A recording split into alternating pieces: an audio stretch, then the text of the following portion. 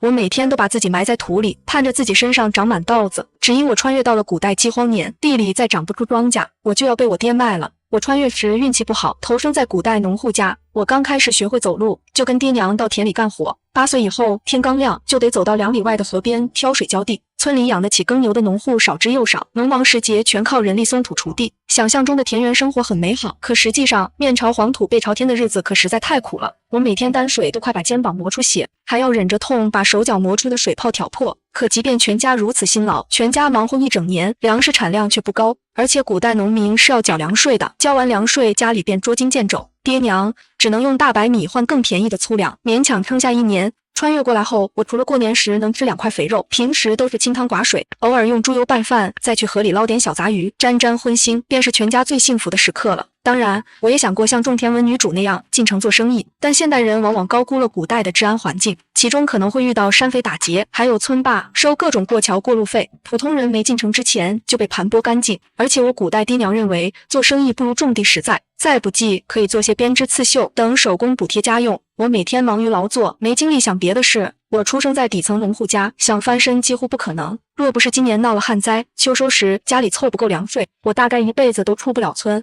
荒年被迫卖儿卖女的农民很多，我跟随卖儿女的大部队进了城，挂靠在牙行。牙行每收一批新人，都通知城里达官显贵先挑人。我如果没有被富户挑走，那只能被卖去妓院或者当苦力。我被关在牙行的每时每刻都被死亡的恐惧笼罩着。幸亏我穿越前念过书，能认出不少繁体字，而且我数学好，这算现代国人基础教育优越性的体现。3位数以内加减，我张口就能报出正确答案。因此第1轮遴选，我被晋阳伯爵府相中，成了府中粗使丫头。晋阳伯爵府是我们县最有权势的显贵人家，幸而我能被伯爵府选上，简直祖坟冒青烟。我入府后被安排在厨房干活，我所在的厨房主要负责给府里的奴仆们做大锅菜。我白天在院子做洗菜、洗碗、挑水等各种杂活，晚上则帮厨房管事盘点当日的账。我依旧过得非常劳累，但管事张嬷嬷是个嘴硬心软的好人，她白天经常骂人，晚上盘账时，她却会笑眯眯地摸我的脑袋，给我塞一大块猪肘子。她说，厨房每日进出事项繁多且琐碎，盘账盘得她头大。自从管家把我分给她，她干活轻松了很多。我捧着猪蹄，仔细品尝脂肪和蛋白质的香醇油润，眼泪控制不住地流了下来。一想到穿越前我顿顿有饭有肉，穿越后我却过得连当代贫困户都不如，我心酸得难以抑制。好在我终于摸进伯爵府的大门，日子也算苦尽甘来。我向张嬷嬷打听，她上哪帮我弄到这么一大块猪蹄。张嬷嬷一副见怪不怪的模样，原来府里的老爷小姐们不喜油腻的东西，猪蹄这种经常采污秽物的部位，老爷们更为恐避之不及。府里每天杀猪，像肥猪肉、猪蹄、猪下水这些部位都会分给粗使奴仆们吃。张嬷嬷见我面黄肌瘦，借职务便利给我弄猪蹄，难怪说中门酒肉臭，路有冻死骨。杜甫他老人家没骗我，穷人饿得卖儿卖女，显贵人家却嫌猪蹄生前太脏。入府半年，我把省下的银钱都补贴给爹娘，帮助全家度过荒年。我还因为隔三差五能吃到猪蹄，胖了10斤。在厨房干活虽然也辛苦，但比从前在田里日晒雨淋舒服太多。我的日子肉眼可见的好起来。但有一天，府里发生一件大事，府里2小姐游园时不慎跌入湖中，被救上来后昏迷不醒。老爷夫人勃然大怒，将伺候2小姐的奴仆们都打了20大板，并让牙婆把人发卖出去。奴仆们都感觉到唇亡齿寒，他们都为被发卖的人感到忧心。经此一事，这些人的名声就不好了，他们断不可能再被2次卖给城中权贵。一些绣工好的丫鬟还有机会被卖进绣房，命好的丫鬟也能被家人辗转几道关系赎回家，剩下那些命不好的奴仆，下场可就惨了。我因此吓得连做几晚噩梦。我终于明白，在古代托生在底层人家就是原罪，做普通农民那就常年忍饥挨饿，一遇灾荒就卖儿卖女。做权贵人家的丫鬟虽能解决温饱，但随时有被主人发卖的风险。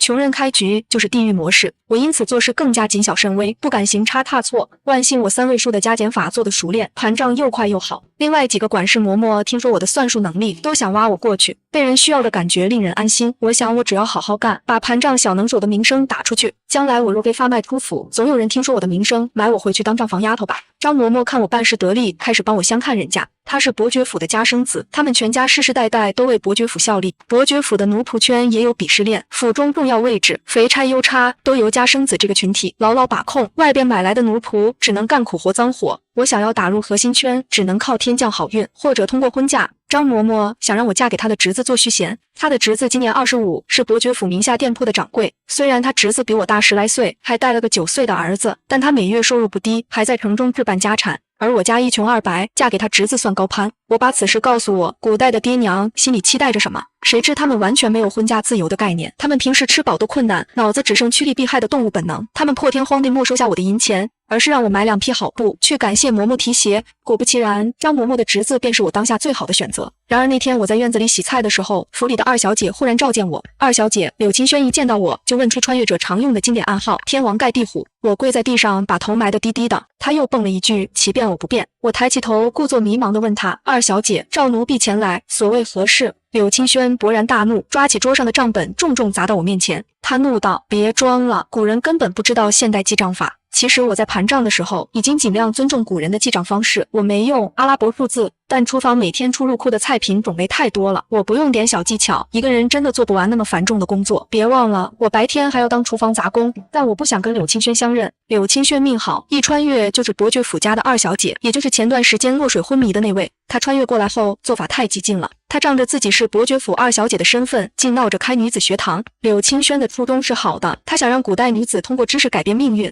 但经过13年封建社会毒打的我，已经体会到古代生产水平多么落后，整个社会都在为吃饭发愁，谁家愿意浪费一个劳动力送女孩子去念没用的书？我在外院听说她的丰功伟绩，脖子缩了缩，我觉得她迟早要出事。当然，她作为伯爵府二小姐，不会受太过分的处罚，但她身边的奴仆就很惨了。我还不如在外院厨房里窝着，兴许我能活得更久些。没想到得知我的真实想法后，柳青轩恨铁不成钢。柳青轩说：“你怎么一点反封建精神都没有？”我吓得脸色大变，扑上去捂住他的嘴。我左右看看，确定周围没有人听见我们的谈话，才长松一口气。我骂道：“你别乱说话，害死人！你是伯爵府二小姐，老爷不会杀了你，但他们可以把错都推我身上，杀我泄愤。”柳青轩的脸色变得很难看，他们这样不讲道理和法治吗？于是我把他原身落水后，老爷发卖他院子一批人的事情告诉他。他刚传来没多久，对古代封建社会没有建立正确的认知，他更不知社会的残酷和黑暗。他听我解释后，脸色变了又变。他问我：“那有什么办法补救吗？”我想柳青轩除了天真一些，品格倒不坏。于是我把后院管人事的嬷嬷介绍给他，管嬷嬷素日与牙婆打交道，应该有办法安排那些人到一个相对好的去处。临走前，柳青轩问我愿不愿意待在他身边，他豪迈表示凭咱们他乡遇故知的交情，会好好照顾我。我连忙摆手。临走前，我劝他做事不要过激，到一个新环境先观察情况，别屁股没坐热就闹着要改革。这点我很理解他，我刚穿来的时候也想改变现状，但村里人都当我童言童语。我穿越前在公司打工的时候，也碰到很多天降领导，企图改变我们公司的企业病，但人最大的错觉就是你以为你能改变他人，最后只能自取灭亡。后来柳青轩的女子学堂没了下文，世界上每天都发生无数雷声大雨点小的事，大家都活得又累又忙，转眼间就把这事忘了。我回厨房没多久，听说府里发生2件事，一是柳青轩不知道什么原因被夫人罚跪祠堂3日，二是有几个丫鬟跑到伯爵府后门哐哐磕头，说是感谢二小姐搭救。我想柳青轩终归干了一件好事。随后的日子平静无波，张嬷嬷趁间隙安排我和她侄子相看。我最近被她投喂不少好东西，脸色红润，模样变清秀起来。他侄子听说我一个人就能盘完厨房的账，平时干活也勤快利落，关键是我长得还算漂亮，他便对我相当满意。他作为商铺掌柜，八面玲珑，时不时给我烧些精巧的小玩意。我有时想，要不这样吧，有时我却感到疑惑，难道只能这样吗？我其实并不反感他，我只是对他没有什么类似心动的情感，但从理智上说，他是我目前所能选择的最好选项。柳青轩出了祠堂来找我，他正好撞见我和掌柜2个人在敞开的厨房有一搭没一搭的说话。我蹲在地上刷碗，掌柜站在2-3米开外的地方，假装参观厨房的菜筐。这个时代程朱理学还没占据社会思潮绝对地位，所以男女大防没那么夸张，但他表达情感的方式仍然很含蓄。若不是他离开前红着脸往我手里偷偷塞一包桂花糕，柳青轩根本看不出来我俩有一腿。掌柜离开后，柳青轩对我发出尖锐报名。柳青轩骂道：“你才13岁，你还是个准备上初中的孩子，我不允许你早恋，你起码得过了20岁才能结婚吧。”我把桂花糕恶狠狠地塞进他嘴里，堵住他的嘴。我警告他小声点，我2辈子加起来，心理年龄38岁，理论上我老牛吃嫩草。再说了，我和掌柜也没说马上成婚，目前只是相看，确定双方都满意对方。柳青轩呢喃：“可你生理年龄才13岁啊。”我瞟他一眼，我要是没记错的话，你也13岁，过2年伯爵夫人也会张罗你的婚事。柳青轩突然产生50步笑100步的羞耻感。柳青轩蹲到我对面，随手掏出瓜子，咱们非要结婚吗？而且10几岁就断绝自己将来还能碰到更好男人的可能性，太荒谬了。柳青轩皱紧眉头，认真思索，然后他发出感慨：最起码人到最后得嫁给爱情吧。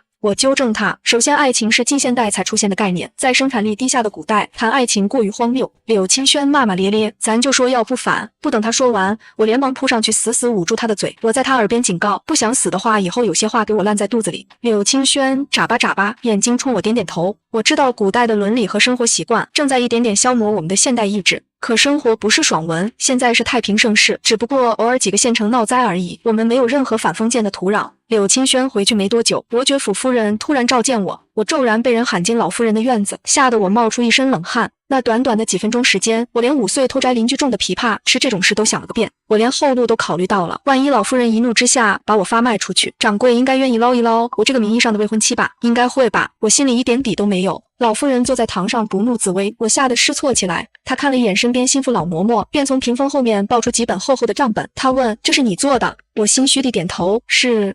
我反复思考，最近做的最出格的事，就是听柳青轩说了2次大逆不道的言论。他不会听到以后要发卖我吧？我心里快急哭了。这操蛋的古代啊！老夫人纳闷，你这孩子问你2句话，怎么害怕成这样？她身边的老嬷嬷便笑，听外院厨房张嬷嬷说，这小丫头是从外边村子才买进来的，没见过大世面，见夫人如此气度不凡，难免会露怯。张嬷嬷对我真好，她居然提前为我打点关系。老夫人被人不着痕迹地拍了一通马屁，和颜悦色道：“不必惊慌，我并不是什么吃人的妖怪。你算账算得不错，有些地方虽不得章法，但考虑到从前没有人教你做过账，你用自己的野法子，居然也能把繁琐的账目理得清清楚楚，是个可塑之才。”我长松一口气，我想他只要别问我柳青轩这颗雷就好。就在这时候，身后忽然传来匆忙的脚步声。柳青轩得到消息，火急火燎地赶来，他跑得气喘吁吁。母亲！他进来匆忙瞟我一眼，扑上去抱住老夫人的胳膊。他假装不经意地问母亲：“今天怎么突然传唤一个外院的粗使丫头？”母亲便有些好奇，究竟什么样的丫头值得你特意跑外院去？柳青轩的脸色一僵，我只是他在慌乱地寻找说辞。我怕柳青轩说漏嘴，连忙抢答：“回禀老夫人，二小姐觉得奴婢做的账本有意思，便叫奴婢前去问话。”哦，对，柳青轩受到启发，母亲，这小丫头做账有一套，按她的方法盘账，效率很高。柳夫人露出微笑，但我总觉得她的笑容意味深长。沉默一会后，柳夫人才释然开口，她是有些意思，可管家记账绝不是像你们小孩子家整日胡闹，想怎么样就怎么样。柳青轩不满，可女儿觉得……我急忙打断她，向柳夫人谄媚：“夫人所言极是，奴婢出身乡野，只能想些投机取巧的野办法，难登大雅之堂，还望夫人海涵。”柳夫人笑了起来：“你这小丫头倒有些自知之明。也罢，人贵在有自知之明，你别回外院了，以后留在我院子里学习做账，别埋没了你这好苗子。”我一副感恩戴德的样子，诚惶诚恐的磕头：“谢夫人抬举。”从柳夫人院子出来，柳青轩像一只气鼓鼓的河豚，他破防抓狂：“我刚才在帮你啊，你膝盖怎么能这么软？”我没有正面回答他的问题。柳夫人对你的行踪了如指掌，那他知道你私底下说的那些大逆不道的话吗？柳青轩冷不丁打了个寒战。在我看来，今天柳夫人那抹意味深长的微笑实在耐人寻味。不管柳夫人知不知道，她今天都打定主意把我放在眼皮子底下观察。她或许是为了方便看清我身上古怪的地方。我语重心长：“柳青轩，别把古人想得那么蠢，你嘴巴关紧一些，别什么话都敢往外蹦。古时候未出阁而早亡的名门小姐多的是，不差你一个。”柳青轩问我：“古人有这么恐怖吗？”我回：“当他们发现你不是他们从小看着长大的二小姐，没了亲情羁绊，你猜他会不会恨你占据他女儿的身体？”柳青轩的眼底难得涌上畏惧的情绪。回外院厨房收拾行李的时候，张嬷嬷亲自送我，她安慰我在柳夫人手下好好学，等2年后，她就算豁出一张老脸，也要为我和她侄子求恩典。我觉得她很可爱。混进伯爵府后，她一直对我照顾有加，她的侄子待我也不错，想必等我嫁过去后，我们能一辈子相敬如宾。在古代，普通人能做到我这地步，也算是很好的医生。我搬到柳夫人的院子里后，他们给我改了名。我古代爹没啥文化，给我起名叫二花。柳夫人比我爹文雅，让我改名叫迎夏。比我早1年来的丫鬟叫迎春，由此可见，往后还会有迎秋和迎冬。他们安排我跟迎春一个屋，我们俩都跟着灵芝嬷嬷一起算账。灵芝嬷嬷是个极其强迫症且古板的人，记账的时候，我写的每一个字都丝毫不差地出现在她要求的位置上，字体大小、行间距、页边距不能有丝毫差错。我到他手底下的第一项工作就是搬一桶水到后院，用毛笔沾水练字。他嫌我的字不够工整，有碍观瞻。我在后院练字时，碰到同样被逼练字的柳家三少爷。只不过我在院子里用毛笔沾水练字，他在房里用着暖炉，有书童帮他研磨，还有奴仆随时给他递点心。柳三少爷很快注意到了我，这10几岁的小少爷超级讨厌。起初他路过我身后，看到地上的字嗤笑一声，鸡巴字大概也就这样吧。我忍下翻白眼的冲动，回头向他行了个礼，少爷好。后来他看到我进步，神速啧啧称奇，我这会居然看懂鸡扒出来的字，他真是闲的。我依旧不气不恼地转身向他行礼，少爷吉祥。他每天学习很枯燥乏味，唯有靠讥讽我几句寻找乐趣。但很快他发现我不像别的奴仆婢子，缺乏恒心和毅力。明明我俩每天都在枯燥的练习，我却不急不躁，起得比他早，走得比他晚。1年后，柳三少爷看到我的字，勉强夸了句：“你倒勤勉。”自此以后，他真的没有再嘲笑我。据说他回去后也开始卷起来，他偷偷跟人说，一个天皇贵胄总不能被一个奴婢比下去。而我夹紧尾巴做人，我花了1个月的功夫就把灵芝嬷嬷的记账套路摸清楚。3个月后，我已经能够独当一面。我虽然做农活不行，做种田的女主也不行，但我做会计那是如鱼得水。在优秀数学能力的加持下，我成了灵芝嬷嬷的左膀右臂。灵芝嬷嬷难得对我露出微笑，难怪外院的张嬷嬷把你当个宝，早早的安排她侄子与你相看。你天生就是该待在账房。我略微惊讶，府中究竟还有什么事瞒得过您的眼睛？灵芝嬷嬷意有所指，府里藏不了什么秘密。我在努力变成灵芝嬷嬷，账房1员大将的同时，柳青轩也在努力适应古代社会。柳青轩不是蠢人，除了刚穿越那阵子，他看不清形势，做了一些出格的举动。柳青轩经过柳夫人一番敲打，歇了作妖的心。自从我调到柳夫人院子里后，她也逐渐融入古代生活当中。她作为古代豪门家的千金，她需要学习背诵《列女传》等同类型的书。此外，她还得学女红、刺绣、作画等等古代大家小姐都应该会的技能。柳青轩也很忙，他只能趁柳夫人外出参加宴会或者巡查家里产业的时候，约我躲在假山后面聊天。他说：“营下，我觉得这样的生活很压抑，你说我这辈子只能这样了吗？其实我们现在不缺吃喝，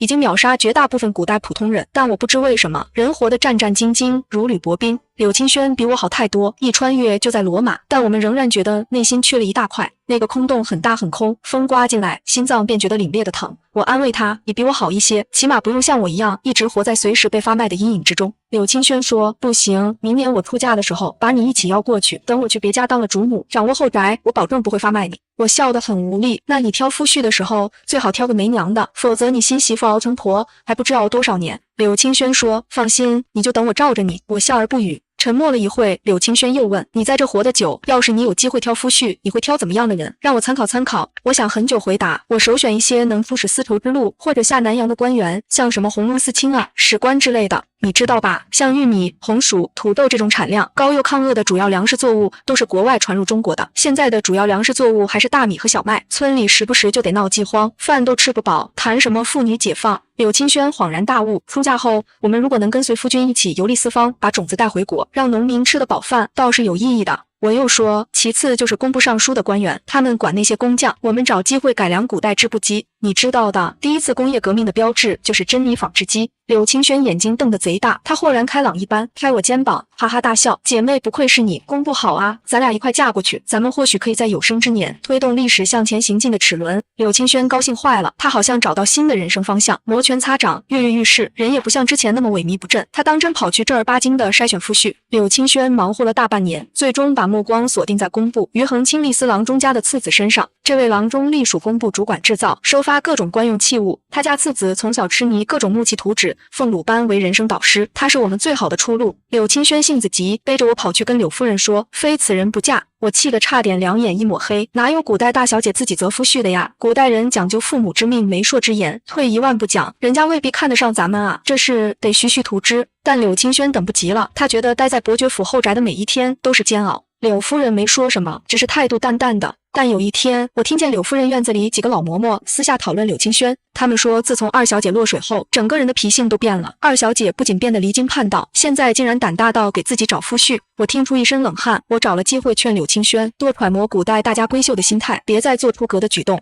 柳青轩困惑的挠头，我最近没有作妖啊，就是跟我娘亲委婉表达对郎中家次子的倾慕之心。我难道连表达内心想法的自由都没有了吗？我忽然明白，当年爱情剧在内地播放时，对那一代人的震撼。或许在更早以前的古代，大家闺秀就连这样大胆表达心意的自由也没有呢。父母之命，媒妁之言，哪来什么婚姻自由？那段时间，郎中府里发生一件大事，郎中的嫡子外出公办时，带回一名外室，那女子胆大妄为，竟要嫡子休妻另娶，说要对方与他一生一世一双人。柳青轩和我对了一下眼神，便读懂彼此的心意。我以为柳青轩会火急火燎地找那外室认老乡，没想到他出乎意料的淡定。柳青轩嗑着瓜子，表示他刚穿越时认不清形势，但他起码是个事业咖，只想办学堂干大事。咱们穿越圈有鄙视链，他才不要跟满脑子只想谈恋爱的恋爱脑沾边。真是的，竟害我莫名笑了一下。只是过了一段时间，但外室没了声息。郎中府对外宣称外室身染重疾，药石难医，但是懂得都懂，郎中府的水很深。经此一事，柳清轩琢磨着换个夫婿人选，但谁也没想到，柳夫人快速地从杨家亲戚中寻了个即将外放到边远地区的表哥，他以迅雷不及掩耳之势把柳清轩给嫁了出去，人就这么水灵灵地嫁了出去，我惊呆了。然而柳清轩出嫁前被柳夫人的几个心腹嬷嬷亲自看管着，我根本靠近不了她的闺阁。那段时间我做事频频分神，灵芝嬷嬷点拨我，夫人也是为了二小姐好。那郎中府如此复杂，凭二小姐心思单纯，嫁过去怕是羊入龙潭虎穴。夫人给二小姐挑的夫婿，起码算半个亲戚，看在夫人的面子上，他们也会照拂一二。柳清轩出嫁那天，我只能挤在人群最后边，我唯一能做的就是趁乱把我攒下的银钱全都塞进她手里。最后，我眼睁睁看着她上花轿，被抬出府门。柳清轩一直以为自己能改变世界，可实际上他连自己的命运都主宰不了。不过我低估了柳清轩的折腾能力。半个月后，柳夫人娘家人给他寄了一封信，他们说柳清轩逃婚了。最后查到线索是，他有可能混上一艘开往南洋的商船。直到最后，我才发现我一直低估了柳清轩。他看似冲动，不带脑子，可他比我勇敢。然而对于此事，柳夫人对柳清轩的评价是不知好歹。柳夫人的表现非常平静，整个伯爵府也好像从来不存在柳清轩这个人一样，照常运行。唯我失神了。我反复揣摩柳夫人的态度，我怀疑她早看出柳清轩的性子换了人，但她就这么不动声色地养着柳清轩，不知是何种心态。她安排柳清轩的婚事，甚至挑不出什么错处。柳夫人真是一个城府深沉的女人。那么她是否看出我和柳清轩一样？但她什么都不说，我便也不敢问。我入府3年，除去前年她找我前去问话，冲我笑了。那次她对我的态度也是淡淡的，看不出喜怒。在那之后，还发生一件大事，跟我同住的迎春居然妄想爬柳三少爷的床。迎春是个活泼爱笑的姑娘，和我关系很好。我奉命在院子里练字，她借口寻我说话，实则跑来偷看柳三少爷。在我眼里，就跟初中情窦初开的小姑娘跑来偷看帅哥没啥区别。那时候，我觉得迎春主要没亲身经历柳三少爷那张嘴，她要像我一样，时不时听柳三少爷2句嘲讽，她对柳三少爷就会立马下头。我不知道他们俩发生了什么。等我听其他丫鬟悄咪咪八卦，迎春妄图勾引柳三，被震怒的柳夫人发卖出去以后，我茫然的从比人高的账本后面抬起头，人人都在骂迎春没有自知之明。像我们这样卑贱的奴婢，能进入伯爵府谋份差事，便是三生有幸。他一奴籍的婢子，怎敢消享天上的明月？我感到惊讶，在古代，就连奴隶都比奴隶主更积极主动地维护阶级统治，这可真是稀罕事。但柳夫人和几个管事嬷嬷一合计，决定给柳三少爷安排2个通房，但选通房需小心甄别，以免少爷初通人事，却被一些心术不正的小蹄子带坏。我搞不懂古人的脑回路，小丫头大胆表白，那就是恬不知耻，痴人说梦，破坏门风的荡妇。柳三少爷到了性启蒙的年纪，却仍是容易被1颗糖就能骗走的单纯无辜的小男孩。当然，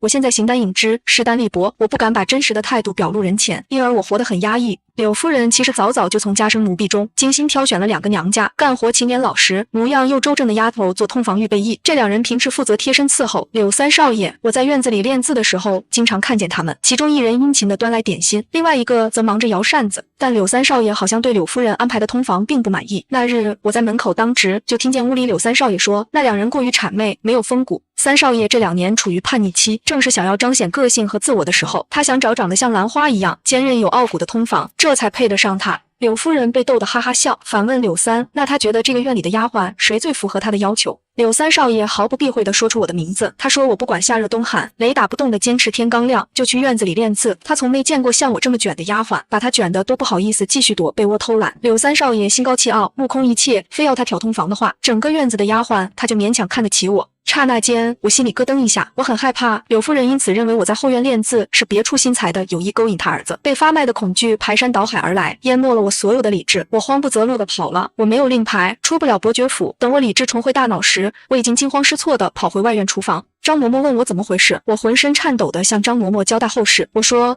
我大概要被柳夫人发卖了，看在我和她侄子多年的情分上，务必提前打点牙婆。张嬷嬷急忙问我犯了什么事，她说柳夫人向来宽容待下，若非下人不知死活，不会闹到被发卖的地步。我便哆哆嗦嗦地把柳三少爷点名要我做通房的事告诉她。张嬷嬷的脸色瞬息万变，我在刹那间敏锐地觉察到张嬷嬷的表情变得客气起来，她当机立断，居然要和我切割。张嬷嬷说，我若不想害他们张家，那莫再跟人提起我和他侄子之事，就把从前的事当个屁都给放了吧。张嬷嬷甚至当场找我要他侄子送给我的信物。我的心凉了半截。原来人和人的关系经不起一点考验。我被灵芝嬷嬷寻回院子时，柳夫人和柳三少爷一起坐在内厅喝茶。柳夫人和颜悦色地问我愿不愿意做柳三少爷的通房。我脑子里乱哄哄的，我还想为自己争一条活路，小心翼翼的辩解奴婢整日忙着完成灵芝嬷嬷交代的活，奴婢什么都不知道啊。嬷嬷们见状笑了起来。灵芝嬷嬷平日不苟言笑，这回却乐得笑出声。她说：“回禀夫人，眼下这丫头年纪小，什么都还不懂呢。刚才奴婢找到她时，她以为自己要被发卖，一把鼻涕一把泪的求外院相赎。张嬷嬷把她从牙婆手里解救出来。”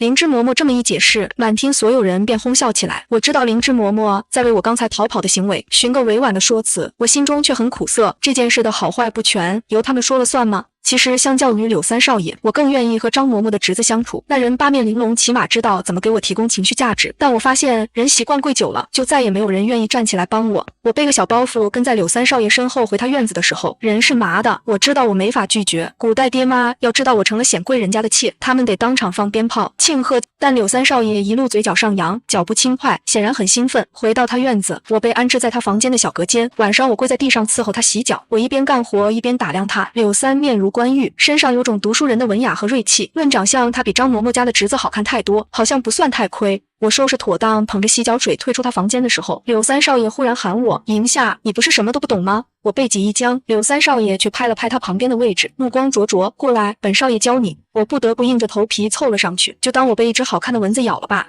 那一晚其实我并没什么感觉，毕竟现实和小说不同，绝大部分处男第一次都秒，懂的都懂。第二天，我回柳夫人院里继续干活。灵芝嬷嬷给我端来一碗婢子汤。灵芝嬷嬷跟我解释，少爷为正室娶妻，若闹出什么庶子女，于伯爵府名声不好。听说古代婢子汤有毒，但我接过汤碗一口闷。自从我升职为柳三少爷的通房后，我干的活更多了。我不但要帮灵芝嬷嬷盘账，柳三少爷下学后，我还要给他研磨摇扇子。谁懂我一个人干3个人的活？从前我早7午3，做3休1，不知生活的多轻松。现在我一睁眼就得干活，我累得想吐血。当然，我待遇水涨船高。比如当天晚上，柳夫人打赏了我2匹新布和银镯子，柳三少爷偶尔给我带回小礼物，比如古代文人喜欢的毛笔、古砚，又或者是提了2句酸诗的丝绸团扇。柳三似乎对我食髓知味，一到晚上就缠着我研究各种姿势。他干活也是越发熟能生巧了。时间一久，我也适应了给人当通房的生活。我发现我真的有惰性，我虽然没有多爱他，但却不得不依附他。我总以为日子会这样平平无奇的过下去。那段时间，晚上我和柳三贴的最亲密的时候，我开始分不清我究竟是依赖他，还是被他做出了感情。但第2年，柳夫人给柳三少爷说了一桩亲事。柳夫人给柳三少爷说的正妻是州府参政的次女，他们订婚后，我继续住在柳三房里，那就不合适了。我从隔间搬到院子东边的厢房住。我作为柳三的通房，能分到一间单人间，待遇算好的。柳三怕我不开心，当晚干活很卖力，他把我搂在怀里，承诺新夫人嫁过来后，他就回禀母亲把我抬为良妾。我的敷衍，心里却觉得这段人生好苦，好孤独。没多久，新夫人和她的陪嫁丫鬟一起入了门，院子里的下人房一下子被填得满满的。新夫人嫁过来没多久，就主动向柳夫人提出抬我为良妾，她又以院子不够住为由，安排我搬去不远处单人小庭院。从主院到我的住所要穿过一小片竹林，那里偏僻又幽静。她还大发善心地分给我一个粗使婆子，免得我当了良妾还要干洒扫浆洗的粗活。整个过程，柳三都认为新夫人的处置十分妥当。我终于后知后觉地看清柳三，他是个地地道道的古代土著。我到底在对他期待什么？于是我每天天不亮就得起床，穿过长长的回廊，来到主人房门外，站在一众丫鬟的最前头，安静地等待2位主人起床更衣。我伺候完2位祖宗，便匆匆赶到柳夫人的院子，继续干盘账的活。这样算下来，我的工作量又蹭蹭暴增。我真不知道他们究竟要压榨我到什么时候才是尽头。但柳三少爷新婚燕尔，对新夫人极其满意。新夫人出身名门，自幼饱读诗书，和他这样的读书人才是灵魂伴侣。他们在闺中一起赏诗作画，去东市收藏大师的真迹。他们拙丽情深，郎才女貌，是人人称颂的模范夫妻。至于我只是柳三少年懵懂时的性启蒙对象。写下10年生死两茫茫的苏轼，不也有朝云这样的美妾吗？古代男人3妻4妾太寻常了。我在柳三的后院里感受不到半丁点温馨氛围，人人都夸我安分，夸三少夫人识大体，夸柳夫人慧眼识人，夸柳三的后宅和谐又安宁。三少夫人闲得没事干，还会招呼我陪她一起给柳三纳鞋底，偶尔送我糕点或者小首饰。但我好像越活越抑郁，明明生活如此祥和，我已经吃穿不愁，但我总是间歇性陷入某种无法自救的低落情绪。我在情绪低谷期什么都不想干，觉得活着很没意思。灵芝嬷嬷怀疑我吃婢子汤太久，吃坏了脑子，他们停了我的婢子汤，从外边请郎中给我开调理的药。郎中说我肝郁气滞，心脾两虚，用大白话就是说我肝郁导致气机不畅，通过经常不自觉叹息来使气暂时通畅。他给我开了疏肝解郁的中药，又让我用玫瑰、佛手煎汤，去渣后加入粳米熬粥食补。柳三少爷终于想起我，偶尔抽空来我房里歇2天，但我情绪低迷期，很难控制自己的情绪。我在他怀里默默落泪，柳三整夜把我拥入怀里，一边亲吻我的头发，一边安慰道：银夏，你要快点好起来啊！可我恐怕再也好不起来了。后来我时常复盘我的状况，起初我以为我是因为对柳三的感情感到失望，后来我意识到我是对自己失望。我是一个现代人啊，我来自平等自由、一夫一妻制的现代社会，我怎么能这样随波逐流地扼杀我现代的灵魂呢？可在古代，单凭我一个人去改变现状，好难好没意思啊！这样为奴为妾、命运被他人掌控的人生，真的好没意思啊！我终于意识到，当初我向封建特权谄媚的做法是错误的。当我向封建社会下跪，他们不会就此作罢，反而变本加厉地蚕食我生存的土壤，最后让我连下跪的地方都没有。只要我愿意吃苦，那就永远有吃不完的苦。可惜柳清轩不在了，也不知道他现在沦落何方，不然我真该为当初愚蠢的态度向他道歉。穿越第20年，柳三中了举人要进京赶考，柳夫人抽调一批奴仆陪柳三一起进京。进京的名单有我。柳夫人看我这几年一直断断续续的病着，吃了那么多汤药都不见好，让我进京找名医看看。他们一直以为我的病是避子汤害的，对我心中有愧。我默默把行李搬上马车，感到久违的畅快和亢奋。三少夫人挺着肚子站在门口，跟柳三互诉衷肠。她的陪嫁丫鬟向我走来，奉命送我一道平安符。我知道这些人一直自以为对奴婢们很好，临行前府里的各种夫人依次交代我要照顾好柳三。我感到有些好笑，我是一个病人啊，他们居然要求病人负责照顾他们20来岁的大男孩。可表面上我温婉的一一应下。这些人拉扯半天，车队终于缓缓开出城。伯爵府为了让柳三安全进京，委托镖局一路护送，加上伯爵府原有的护院，浩浩荡荡上百人。此外，我们车队还和州府的其他举子结伴同行。有些举子家境贫寒，州府官员便赠他们赶路的驴或马。到了城外，我们车队规模变成了200人。一路上，我频繁从车窗探出头，观察整个队伍。我心里那个愁啊，这么多双眼睛盯着我，能找到机会逃吗？然而柳三以为我往外看是出于好奇心。柳三握住我的手，嘴角含笑：你倒是比在府里时更精神。我讨好的冲他笑，眼睛由于过于亢奋变得亮晶晶的。奴婢入府多年，还没看过外面的世界呢。柳三一看到我这个样子，心都化了。当天晚上，我们一行人在驿馆入住，他大概回忆起最初我们快乐的日子，找我奋力干活，并表示他喜欢我笑起来的模样，不喜欢我整日死气沉沉。柳三本来打算坐马车北上，但我们出城以后，一路上看到不少流离失所的灾民。我古代的爹娘因为我傍上伯爵府，因而鸡犬升天，后来被安排进一处别院当起管事。他们已经实现从贫农向奴仆阶层的跨越，他们傍上显贵的大腿，从此吃喝不愁。但实际上这几年天灾不断，城外到处都是流民。我们虽然人数众多，但流民的人数更多。镖局的人怕流民闹事，便主张绕道去苏杭，再转乘大船沿京杭运河进京。苏杭自古江南富庶之地，流民应该少一些。车队不敢再多逗留，我们日夜兼程，马不停蹄的赶路。果然如同标头所说，我们越靠近江南，路上的流民越少。进入杭州城后，所有人终于被允许停下来整顿。几日我累坏了，住进客栈，让人把食物送上楼，然后就歇息了。柳三也憋坏了，借口上楼休息，实则折腾我。我不明白这一路柳三为啥不放过我，不过转念一想，他出门在外，除了折腾我也没事干，给他折腾了。这段时间，柳三倒是把我俩从前的情分睡回来了。柳三拥着我一脸愧疚，都怪我，这2年倒是冷落你了。他白天难得带我一起逛杭州城，江南水乡吴侬软语，那种久违的自由又热闹的气息包围着我，令我勇气倍增。傍晚，我替柳三研磨，他低头给三少夫人写家书。有几个同窗在门外敲门，原来举子们到了杭州，对江南的秦楼图馆心驰神往。柳三推脱不得，便随同窗们一起出去。狭义我知道他今晚大概率不会回来住，所以我快速翻找他的行李，找到我的卖身契还有路引。我偷偷换了身小厮的衣服，把金银缝入衣服内衬。最后我混进客栈往来的商旅当中，跑了。杭州距离松江很近，跑到渡口就能找到开往松江的船。松江则是古代重要港口之一，我也要像柳清轩一样会上前往南洋的商船，不再过这种被束缚的生活。我逃跑得很顺利，天刚亮，我已经摸上前往南洋的商船。运气好的话，柳三说不定会和同窗在青楼里醉生梦死几天。等他回到客栈发现我不在时，我已经身处在茫茫大海之上，天大地大，我和柳三此生不复相见。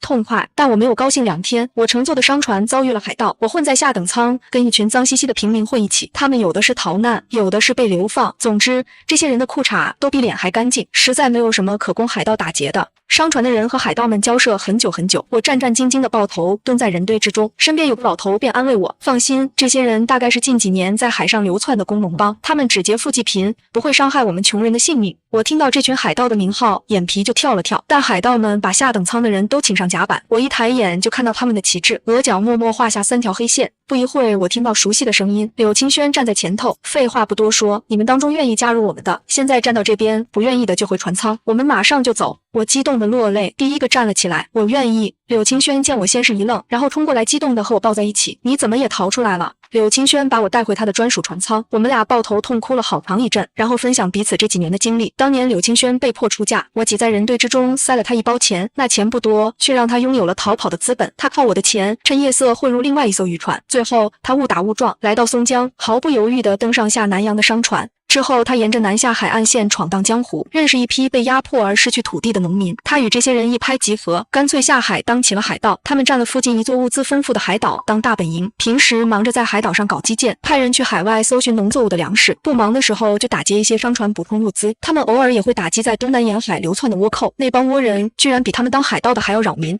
他们有余力的时候还会接济岸上的难民，但他们没想到这几年天灾不断，到处都在闹饥荒。他的帮派有逐渐发展壮大的趋势。目前他的岛上竟养了3000多人。我们上岛后，柳清轩安排我跟他住一屋，我分到屋后的一小块地，平时可以拿来种菜，但我主要负责给海盗们盘账。海盗们实施田地包产到户，他们种的粮食可以自留80%，并上交2成粮食充公。充公的粮食储存起来，一部分用来荒年救灾，另一部分用来建设海岛基础设施。实际上，他们出去打土豪，抢的金币都用来修路、修码头、建设村集体学堂和医馆，所有人都是利益既得者，所以岛民们空前团结。柳清轩还把每月明细账张贴公示，以示公平。许多难民都认为岛上生活比陆地强，纷纷拖家带口跑来当海盗。如今这里俨然变成一个中小型村落。柳清轩不耐烦算账，刚好我来了以后，他一股脑把会计的活全都抛给我。随后我安心的在乌托邦安顿下来。另一方面，柳清轩说，这2天柳三找我快找疯了，松江到处张贴我的画像，他手下人把画像拿给我看，别说柳三画的我还挺像，而且柳三出手大方，我居然值1万两赏银。但我转念一想，对此嗤之以鼻，我与柳三不过是个昂贵的附属品，他的爱能坚持几天呢？果然，柳三找了我半个月，继续北上赶考。这一年的春天，柳三拔得头筹高中状元，他们家本就是皇亲国戚，有这么一层关系，又加上他人才干，柳三前途无量。然而柳清轩一提他三弟，就忍不住骂骂咧咧，因为柳三中状元后放着好好的京官不做，非要自请到东南沿海剿匪患。柳三一到任就开始抓社会治安，天天上街巡查。最近外头风声紧，柳清轩不得不龟缩回老巢，老实跟大伙一块种田。